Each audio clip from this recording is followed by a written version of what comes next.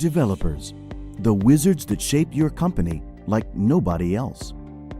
Their code helps build your products, develop systems, and keeps your entire technology infrastructure from falling apart. But hiring the right developers is a tricky task. You receive a lot of applications, but you only want the best.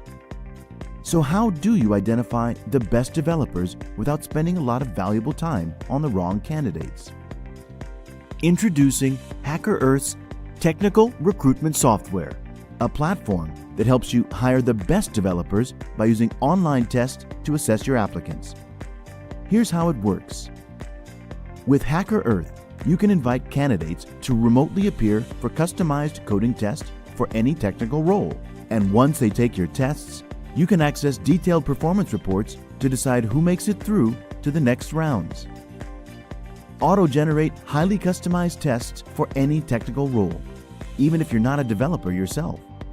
Access our library of more than 15,000 inbuilt questions, or add and use your own. With over 35 programming languages supported, you can receive submissions in the language of your choice. The system magically evaluates the code submissions based on multiple parameters. And you get detailed reports on each candidate's performance. Copying or using any unfair means on a test is impossible, thanks to our proctoring measures and plagiarism detection techniques. HackerEarth helps you optimize your tech hiring process by scaling your hiring efforts, improving your accuracy, and reducing your time to hire. Tech recruiters use HackerEarth for a variety of requirements, identifying the right candidates during lateral hiring, scaling their university recruitment efforts, and aiding workplace diversity through blind hiring. More than 500 companies globally use HackerEarth to assess developers. Now, it's your turn to transform your hiring process.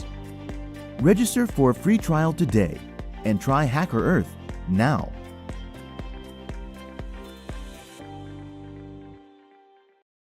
Good morning, everyone. I'm sorry I was there on mute. Hi, I'm Eileen Hennessey. Welcome to Recruiting in a Candidate Market, Creating the Candidate Experience. I could start off with a little bit about myself. I'm head of US HR and operations with LexInsight, and really thank you so much for taking time out of your busy Friday to join me. I'm really honored to present, and thank you very much to HackerEarth for the invitation. So I started off over a decade ago as an HR coordinator for a production company in Santa Clara. And at that time, we hired over 300 temporary employees across 6 departments and 3 shifts during the holiday season. Our ramp-up period was less than 6 weeks. So if you ever worked in the staffing industry, we were that client that would call up and say, I need 8 to 10 interviews by tomorrow. As the HR coordinator, the majority of my role was scheduling and coordinating all of the interviews and handling all of the onboarding for every shift. And this included coming back at 10 p.m. several times a week to enter fingerprints into our timekeeping system and do new hire orientations. Fast-paced was truly an understatement. However, I knew from my very first day I was going to have a career in HR.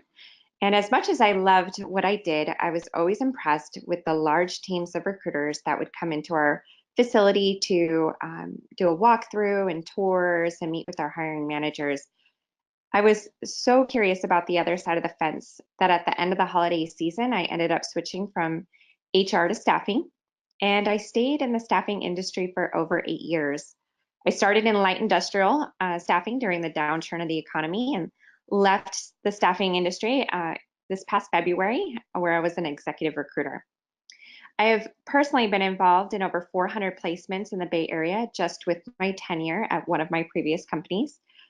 And when the economy shifted, I really had to learn how to do my job all over again because the sale was no longer with the company. It now was with the candidate.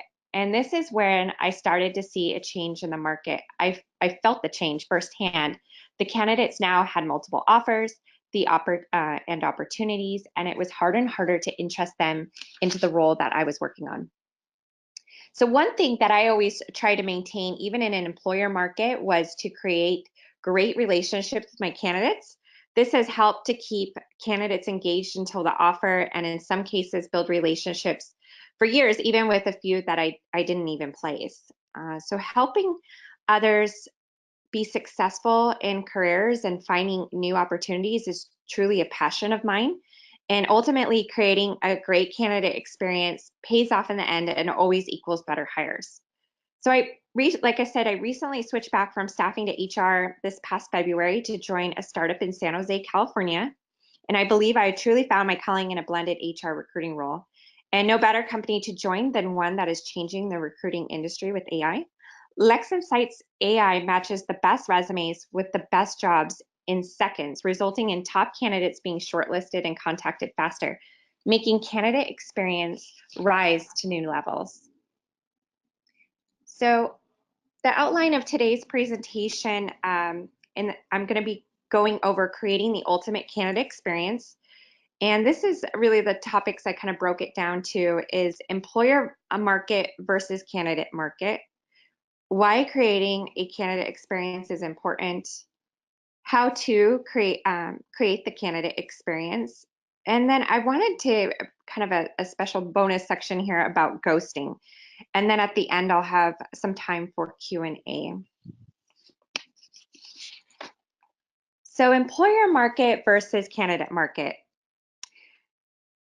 October 2009, unemployment peaked at 10%.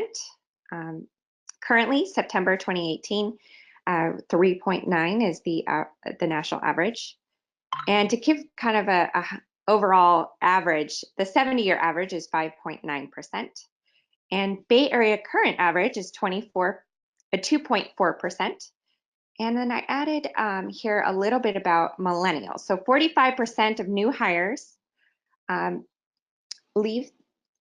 newly hired college grads will leave their job in 2 years. And really simply put, less than 10 years ago, candidates were willing to take pay cuts and jump through hoops to get back to work, and there wasn't a lot of voluntary turnover. Employers had dozens of qualified candidates at their fingertips to choose from when there was an opening. So fast forward to today, this is not the same story. And this is so important for me to point out because I feel a lot of companies haven't truly internalized this yet, or haven't changed their internal recruitment process to reflect this new candidate market. So let's keep in mind there will always be an unemployment percentage rate, and this is not a reflection of any one geographical area or a reflection of the number of qualified candidates that are in one industry. In some job markets, the unemployment rate is even lower.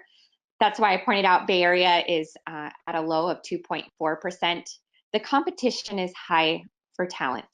Some refer to this as the war on talent, but unemployment rate is just one piece of the pie. Employers aren't finding the right skills or talent to fill their open roles. This is huge in my current role. When we have an opening, we do get a lot of applicants. However, we're not finding the right talent to match our needs. Maybe it's a years of experience gap or a technology gap that you two are also facing. One Career Builder survey shared employers expect 45% of their newly hired college grads would remain with the company for under 2 years. And study shows by the age of 35, about 25% of young employees would have worked 5 different jobs. So the reason I bring that up is that almost 40% of our workforce is millennials, those who are born in the late 1980s and younger, and they are changing jobs 4 times in the first decade of work voluntarily. Millennials don't view longevity with the company as a strength anymore. They are building their resumes with new skills and industries. I bring this up because I want to point out about the voluntary turnover that is occurring now. Candidates know it's their market. They're getting dozens of LinkedIn messages asking them if they're looking. They are getting job opportunities, what probably seems like daily or weekly. They are being selective. Some candidates have not thought about leaving their current company, that haven't thought about leaving their current company are starting to see what's out there. I have a friend who has worked with her company for 15 years happily, Never thought she would leave until she saw her friends starting to get new jobs and better opportunities. It started to make her think, what else is out there? She put her feelers out, and she had a new job in less than a month with a great bump in salary and a better work-life balance. She loves it. Most candidates that are passively looking are trying to either fulfill higher compensation goals, are looking to find a company that they are passionate about and truly believe in the mission. Job seekers are looking for total packages now, such as is there an opportunity to telecommute, equity, better work-life balance, flexible hours. Some companies are even offering unlimited PTO now to try to attract candidates. So let's talk about why candidate experience is so important. 83% of talent say a negative interview experience can change their mind about a role or a company they once liked. 87 say a positive experience can change their mind about a role or company they once doubted. I recently saw a webinar from lever.co, and they pointed out these stats, and I had to quote it because it's so true. I didn't know what the actual percentage was, but now looking at it, it's huge. So one reason that what I love about what I do as a recruiter is I get to be the face, email, voice of the company. I'm that first point of contact, and I get to mold how they feel about working for my organization before they even decide if they want to. And really, these statistics don't shock me at all. I've lived and breathed these numbers in the staffing industry for years. And if we think about social media, what's out there with sites and apps like Glassdoor and Blind, where people can go on and write reviews. Even if we're looking at the best place to grab lunch in a new area on Yelp, candidates are most definitely looking at places to see if they should invest their next career move. An old manager once told me that if someone has a bad experience, they are more likely to share it than if they have a great one. And this is so true in today's world with social media. So let's get into it. When does the candidate experience start? Funny enough, when I asked some of my recruiter friends, I got different answers. Is it when they come into interview, the first phone screen, when you set up the first phone screen?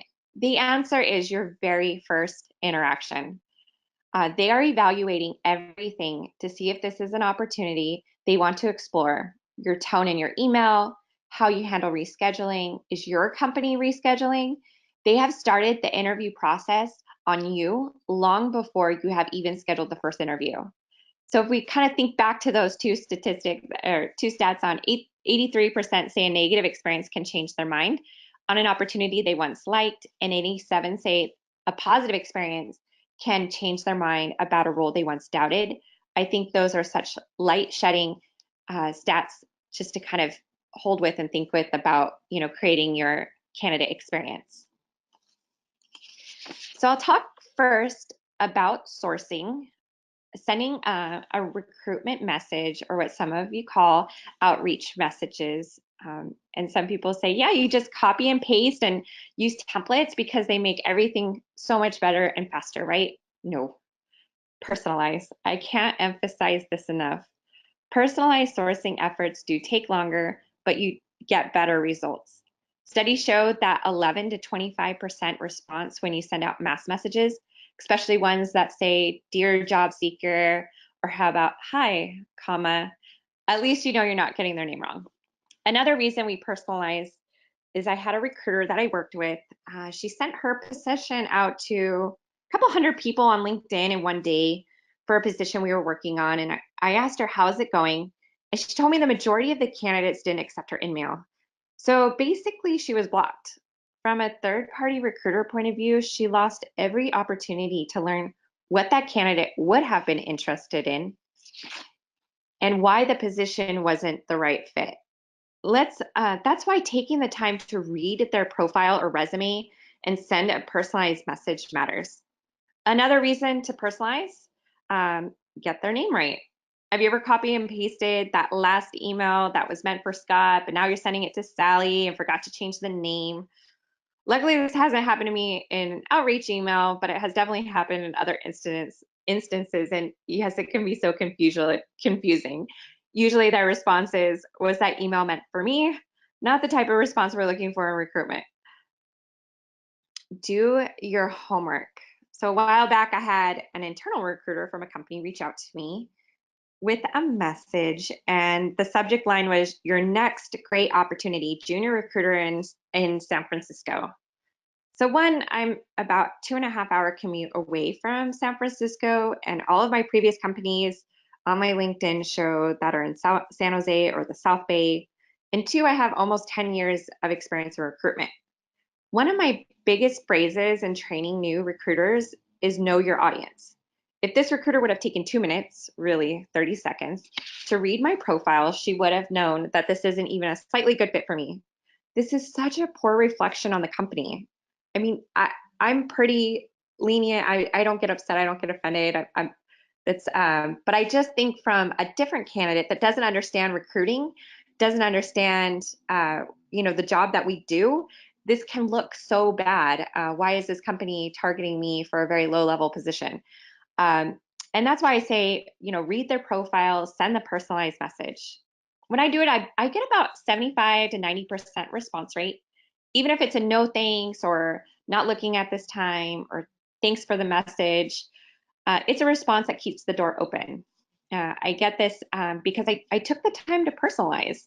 I didn't get the your email has been declined message on Recruiter that basically ends any hope for messaging them again.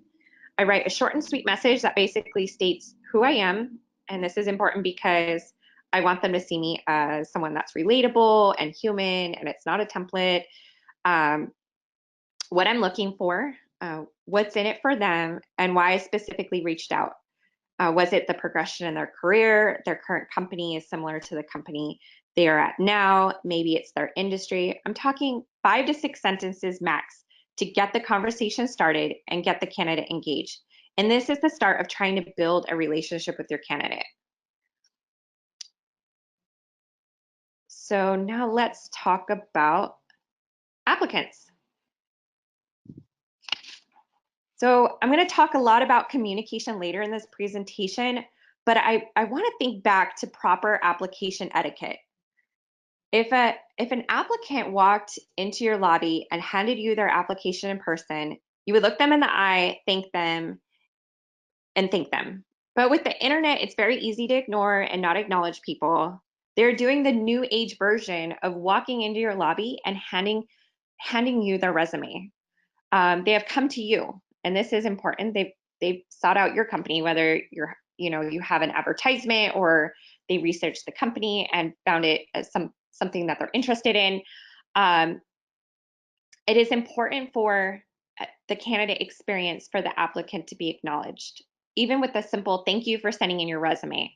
I do recommend templates to help automate this part. I try to make it standard practice to send out emails to candidates within 24 hours to let them know their application has been received and give them a brief overview of the process, or let them know that their resume has been submitted for further review. Let them go from the start if they're not the right fit.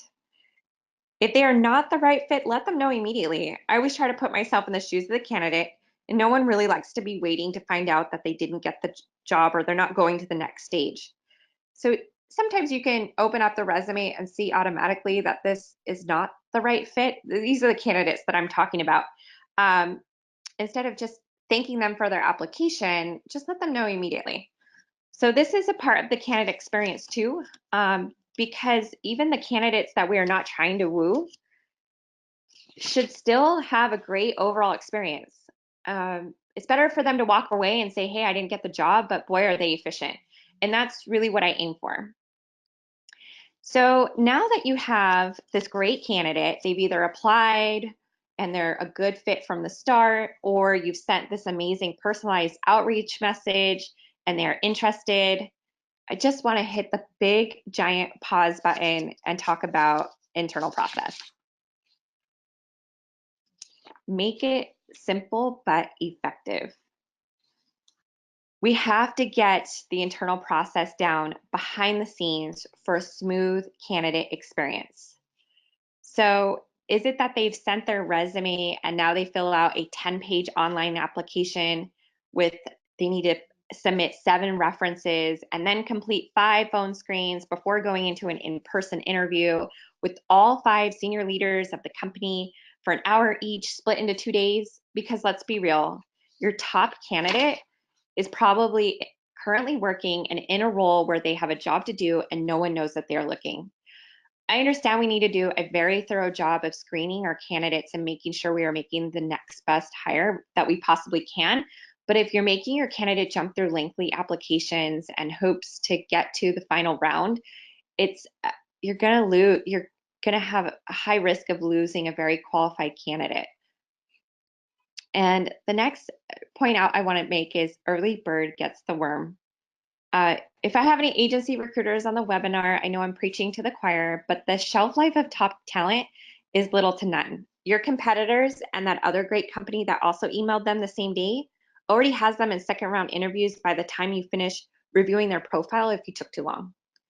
You have to have your process down, and you have to have your process down pretty quickly, or you're going to lose talent in your pipeline. Have a game plan. Who does your shortlistings? Who are first round interviews with? Second, is your second interview a final? Do we need it in person? In my current HR role, I revert back to my staffing days and ask these questions on every role. We are a startup. Our priorities and processes change quickly, but in creating the candidate experience, they don't need to know that. It just needs to look flawless to the candidate. Work with your hiring managers. Prepare them with the tools that they need to have a successful interview. If they're junior, maybe ask them, do they have the interview questions? Do they want assistance with the interview questions? If your candidate is having multiple in-person interviews back to back, make sure that the hiring managers have different interview questions. And that's huge on candidate experience too. If they walked in and they got the same 15 questions over and over and over throughout a day, it would be a little bit tiresome for some. So communication. I really created a whole slide dedicated to communication because I often don't see this broken down as much as I really think it needs to be. So setting expectations. The moment I started setting expectations, I realized I didn't have to expect the unexpected as much. People are unpredictable. That's not a saying without a reason, but setting expectations can cut down on a lot of unnecessary confusion and guesswork. Have you ever been in final rounds with a company and then boom, there's a bonus round? I've had a client spring this on me and my candidate before. The client forgot to mention to anyone that there was one more interview with a part-time HR consultant out of state. Long story short, we lost the candidate. The company looked completely unorganized in her opinion. Great candidate. In fact, I still keep in touch with her to this day, but she just felt the client wasn't the right fit due to lack of organization. What she didn't know is that they were prepared to make an offer. They thought she was the one, but because of a bad experience, she changed her mind. I mean, she was ready to commit to this role. This was her top pick. She was their top pick. But this last bonus round interview just really turned her off. And I have so many stories actually quite similar, and I'm sure you do too, but that's why I say set the expectations from the beginning. If you have 10 rounds of interviews, just say that up front. If you have one phone interview and an in-person interview and then do a final evaluation before you make the offer, let your candidates know. I feel like a lot of ghosting happens in the stage of where they don't know where they're at in the process, so they just move on. Thank yous. So we talked and covered thank yous for applicants. Now, have you thanked your candidate for coming into interview? During an employer market, this was common practice for an interviewee to send the hiring manager a thank you note. I think I see maybe 2 thank you notes for every 20, 30 interviews I set up. We just don't see this as common practice anymore. I'm not sure if this is even still being taught to our upcoming workforce. Your top talent is taking time out of their day to jump on a call with you, sometimes in their evening or during their workday, possibly on the weekends. We might want to go back again and think about that 87% changed their mind to take a role with a company they were once doubting. So it doesn't hurt to thank them. going above and beyond with a simple thank you for making time to come into our office or hop on a call after hours, letting them know that you enjoyed meeting with them and that we'll be in touch by the end of the week. Again, this should be personalized, short, sweet, setting next steps and expectations. Always set the next step to keep the candidate engaged in the process. Follow up and follow through immediately. Get feedback from your hiring managers quickly and communicate to your candidates. I probably bug my hiring managers all the time for feedback. But it's so important to get them engaged for keep the candidate engaged for next steps. So many times we are the ones to go dark. Great interview.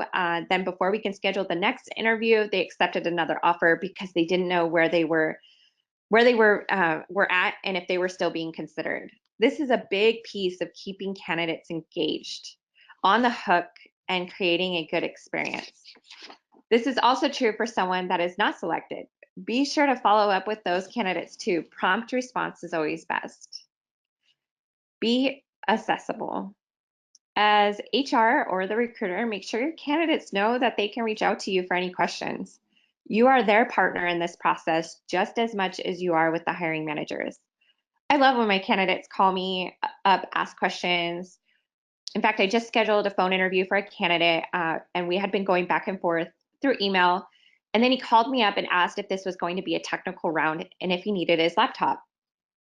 As a candidate, I could only imagine how that might have been intimidating, calling up, not sure what to expect, and possibly the fear of looking bad or unprepared. But I welcomed his call and let him know what he can expect. This was also kind of a learning moment for me because I realized I need to go back and set better expectations on my interview confirmation emails. And the last point is to be yourself. Show your candidates that you are relatable. I tend to be honest and upfront. I'm quick and to the point, and at the same time, very accommodating and kind. And I think finding your style and bringing it to life in all that you do will help you stick out from the crowd. Forced humor never works. Forced flattery never sounds sincere. Just be yourself, and your candidates will appreciate you. My style might not work for you, and vice versa.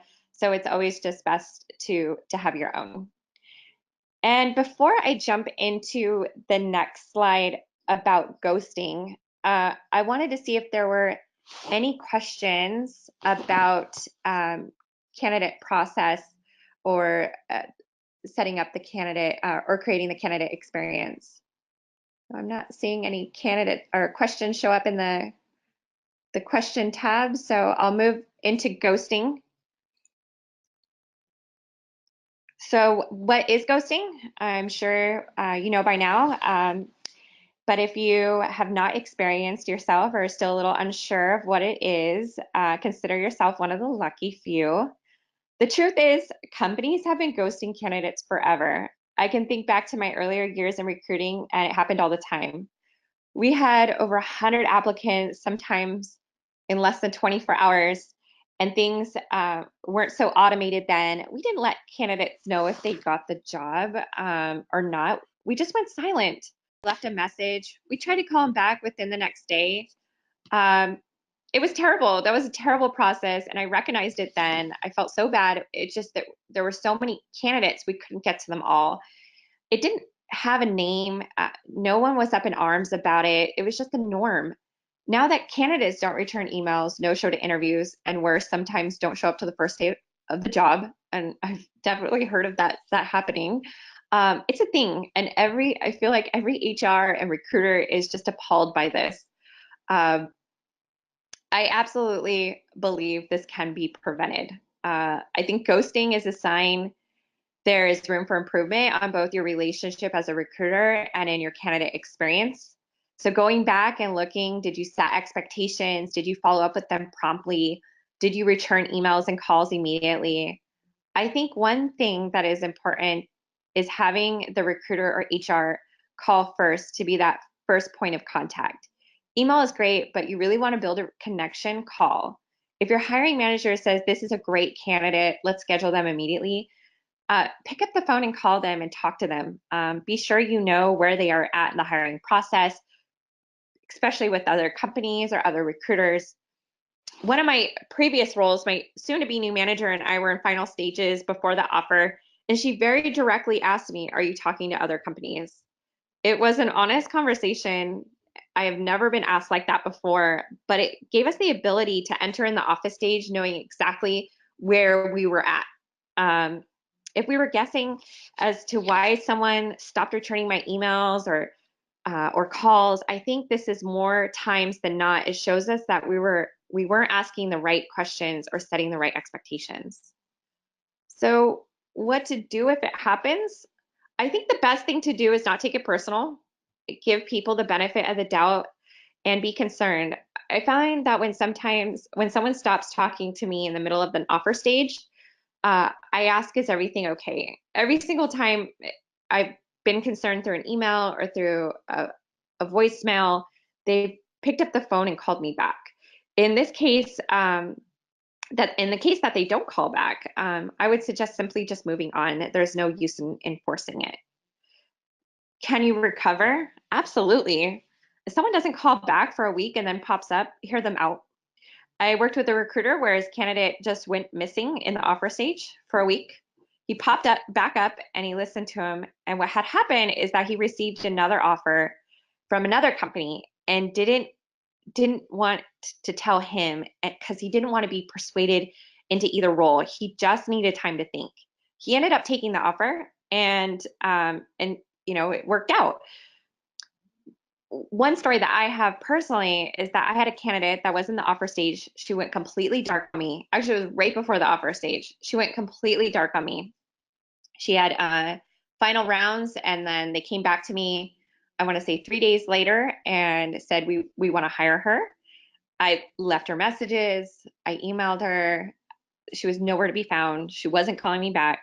And then finally, I get an email in the middle of the night, and what happened was she had flown to China, and I finally got her on the phone the next day, and I said, "What happened? Like, I didn't know you had this trip. Is everything okay?" And she said, "No, she saw a really great deal, and she booked her flight. She left because she wasn't sure if she was going to get the job."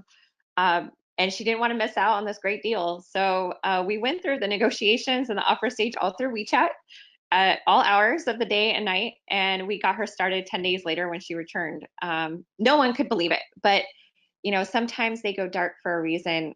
Sometimes it's a great deal, sometimes it's another offer. Just act concerned, and usually they'll return your call. So kind of just to wrap up everything before before everything ends here, I think it's the best way to creating the ultimate candidate experience is taking a minute to put yourself in their shoes. It's a very hard process for most. Not everybody enjoys, the negotiations or the interviews. So just really try to put yourself in their shoes. And it's all about treating others the way you'd want to be treated, with respect and, of course, communication. So I hope everybody enjoyed learning a little bit more today. I really enjoyed putting this together for all of you. And now I'd like to open it up for questions. Okay. How would you deal with the candidate that calls and messages a lot about the process? So let's see. He calls every day. Okay. So I would definitely ask him, send him something. Maybe it just needs to be in writing for him to process it, and then let him know, and then setting the next step. So if he calls every day, again, tell him the process. This is where we're at.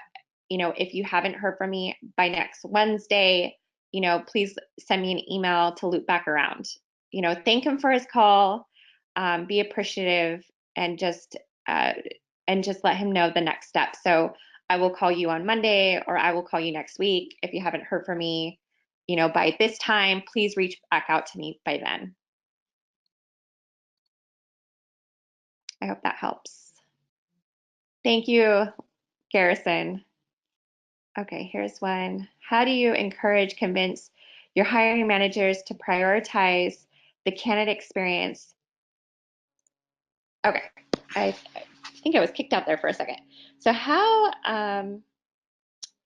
do you encourage, convince your hiring managers to prioritize the candidate experience by implementing strategies you shared? That is, how do you avoid the I'm too busy excuse? I think it's,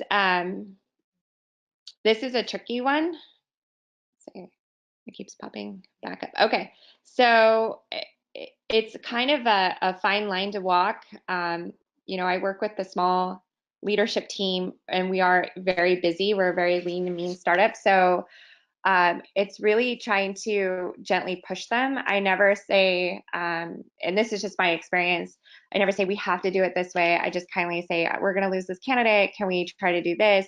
It's kind of a real kind push. I've noticed that seems to really help. And maybe sharing, you know, some statistics with them about candidate experience and about top candidates. And you know, ultimately, they're going to start to feel it when the candidate that they want to hire is no longer available. They're going to start to realize that, okay, we need to probably move quicker, and this is important to creating the candidate experience.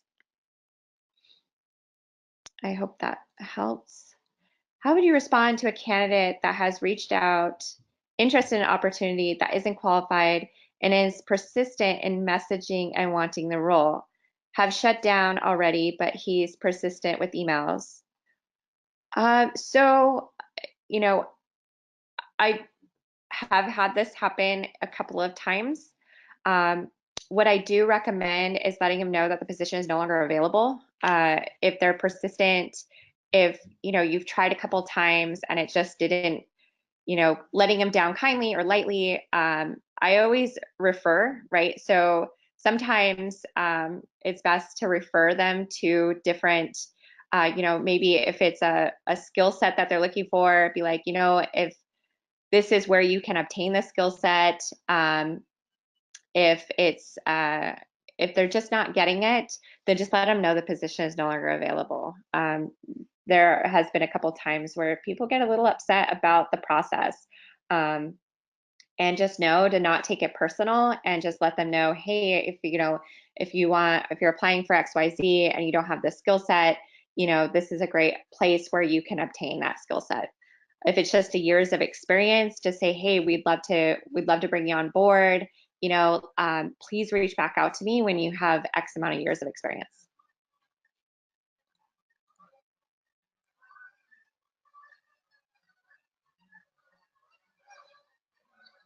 So the next question I have is, do you have examples of your thank you but no thank you messages to the candidate? My company doesn't like to decline until we have a hire for the role. So, so yes, so thank you but no thank you. Basically, the one I have is, I'm trying to think off the top of my head. It is basically states that we don't have a position that matches your skills at this time. Please continue to check our jobs board. So, or please continue to check in. Something to that extent. It's a template, so I don't have it memorized, but it's a really kind thank you, but no thank you. It's just we don't have a skill set. We don't have a position that matches your skills in your resume or your application. If your company doesn't want to decline before there's a hire, then just thank them for their application or resume. I think one touch is better than no touch. And then at the end, if you just let everybody know at once that we filled the position, thank you for your application, is a good way to kind of resolve that. Is it okay to connect with the recruiter during the process? Absolutely. I'm not sure if you're referring to a third-party recruiter or if you're the internal recruiter. Yes, I would say connect with the recruiter. The recruiter probably wants to connect with you. To keep candidates engaged, connect with the recruiter. I mean, they are your partner in the hiring process just as much as they are the partner with the hiring managers. You're welcome, Daniela. Candidates that see some red flags in the final interview process and have had second thoughts, how to best approach? That's a good question. I think asking them what is it about the red flags? You can't dance around this. If they are seeing red flags, you have to have a real upfront and direct conversation with the candidate. Please share with me some of your concerns, and then try to overcome them one by one. Really hearing them out and listening to their concerns and having an honest conversation is going to be the best way to approach that. Oh, via LinkedIn. Sure. I connect with candidates all the time on LinkedIn. In fact, a lot of candidates connect with me once they applied for the job to let me know they've applied to the job, and I don't mind it at all.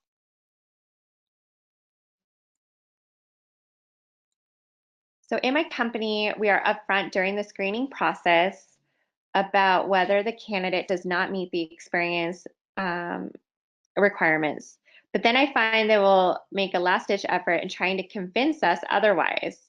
What are some of the best practices to remain firm but keep the experience positive? Oh, okay, I see what you're saying. So, yes, that's tricky. Maybe ask them to clarify what about their experience they feel is the best fit, and really kind of put the ball back in their court.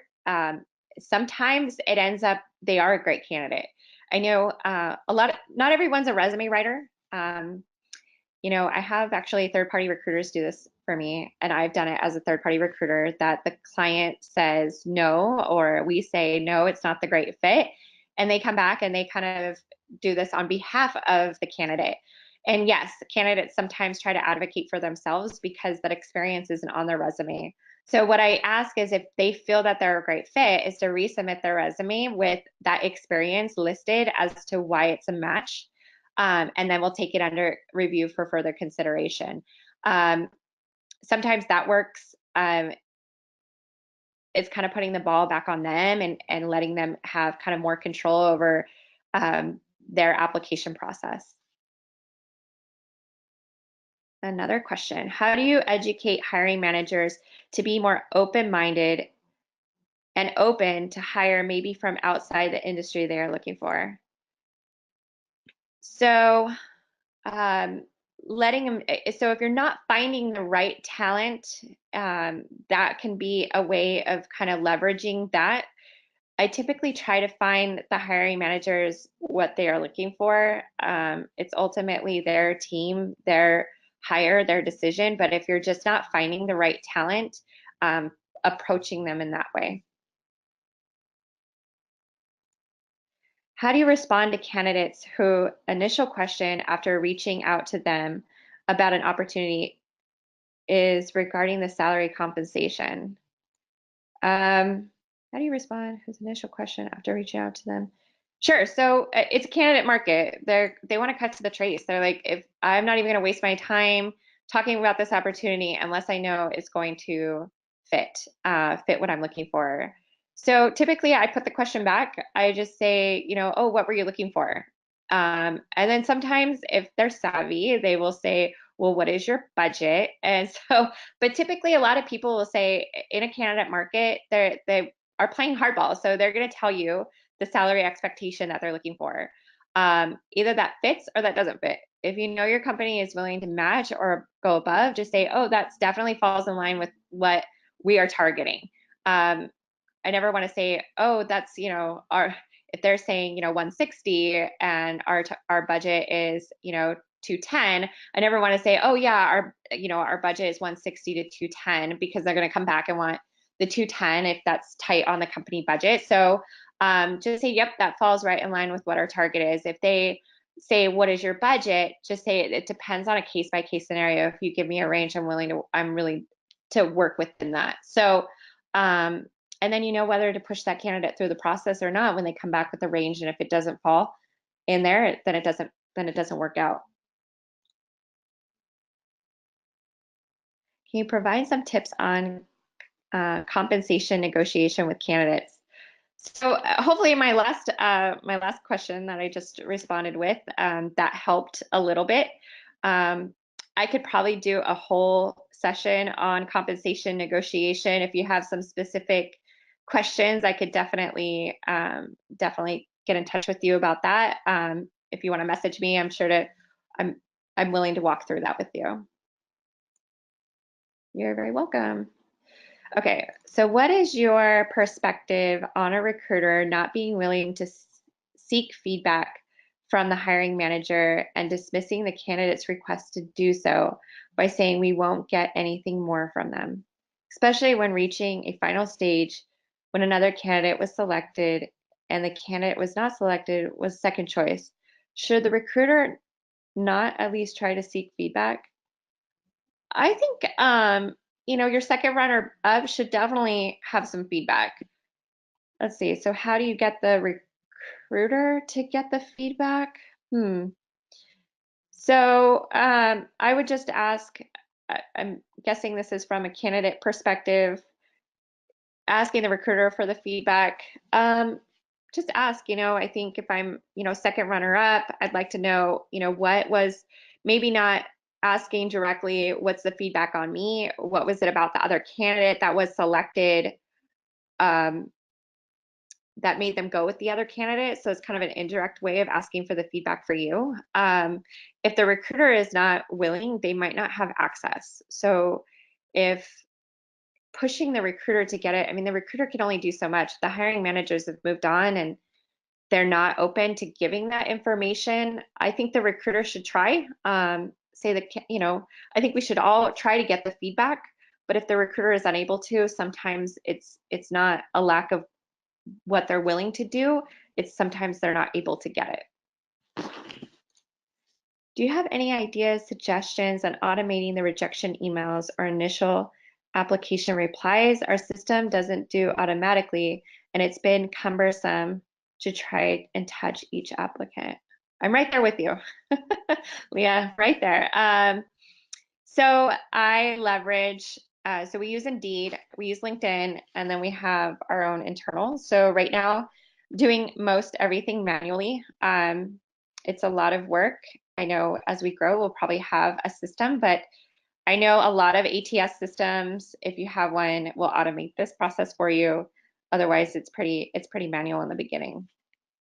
There's a lot of great ATS systems that can do this end-to-end management of automation. With Indeed, it's pretty easy. I just click message all. With LinkedIn, the way I do it is I move them once I realize that they're a fit. So for non-fits, I message and that kind of puts them in the message section. Then I go back through the message section and archive the ones. So it's kind of a manual, it's very manual. With the candidates that I am interested in, once I've selected that they are a great candidate, I go back and select all and message thank you for your application. Indeed, it's a little bit more automated. How would you identify stability of the candidate? That's a great question, especially since in today's market, you might only see candidates with 7 months of experience here, 9 months of experience there, a year here. How do you gauge that, right?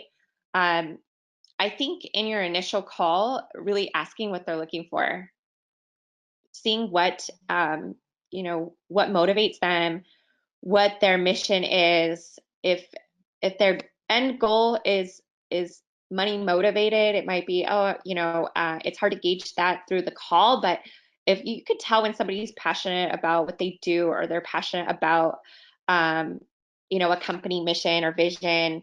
So it's really about what drives them, and that's where you'll find the stability.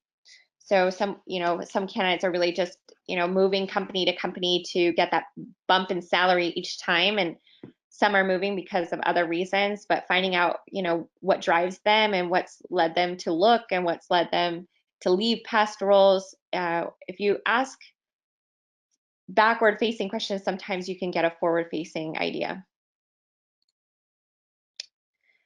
All right, Erin, do you have any tips for calling a candidate during business hours if it can't be avoided, that still makes them feel positive about interacting with us for the first time? I respect their time, but it's often the fastest and most direct. Sure, I do this all the time. I call, I state who I am very quickly, and I say, is this a good time to talk? have an opportunity for you. Is this a good time to talk? They'll either say, yes, hold on, and they'll put me on hold and they'll walk where they can talk, or they say, call back at this time. So I make a quick appointment. Sometimes I text, right? So if they say, no, this is not a good time, can I call you later? I'll follow up with a quick text. Sorry, usually I'll say, thank you for taking my call. This is my cell number. Please call me when you can. So just kind of leveraging technology and being respectful of they're at work. And most companies now have kind of a bullpen or open floor where they can't talk privately. To connect on LinkedIn. I think I answered that one. Is that the question about linking in with the recruiter? Yes, you could totally link in with a recruiter. They'll either accept it or not. I welcome it. So Lauren, other than sourcing for passive candidates, how have you found the best way to increase top of funnel total applicants and potential of finding the right candidates? Referrals. So your passive candidates, you talk to them. Who do they know? Great people know great people. Referrals, networking groups, LinkedIn. There's a lot of way to keep the top of the funnel with applicants, and really that's referrals, network, and your passive candidates. And your candidates are going to be a huge source of information. Asking them, if they are involved in any groups, how did they get involved? Who do you know? Past coworkers that that are looking. And just kind of nonchalant. Everybody's kind of looking, right? So that's a great way. Could you please explain about ghosting again, as I'm new HR trainee and don't have much experience in recruitment? Sure. Hi, Neha. Welcome. So ghosting is basically when a candidate that you've been engaged with during the applicant process, and this usually happens towards the end during an interview, the interview stage or the offer stage, or even sometimes after offer and start, where they just stop talking to you. So ghosting, I think, is pretty popular term when it comes to in the personal world of texting. You're texting somebody and all of a sudden they just stop texting you. You never hear from them again. It's basically the same, but your candidates are doing it to you right when you're starting to get really involved with them. So you have this great candidate, they're going through the interview process, and then all of a sudden they just no longer contact you. You can't get a hold of them. They're nowhere to be found. They just up and leave. So hope that helps. How do you perfect screening of candidate resumes? That takes a lot of time perfecting. It's knowing your hiring managers, knowing what they're looking for, knowing it's really getting a real understanding of the position. And then you kind of have an idea of the candidates that you're looking for. If you're new to HR, you'll see it doesn't take long. You'll perfect it pretty quickly. Lauren, how do you combat delays outside of your control in the hiring process? A hiring manager is not giving feedback or decision, or not moving away, or not moving forward, or not. So, so by keeping your candidate, so combat delays outside of your control. So if it's a concern of keeping your candidate engaged, let them know. Just tell them, like, we're still in the process. We'll let you know as soon as possible. Let's follow up next week. There's always that way of combating it, but also letting your hiring managers, I need the feedback.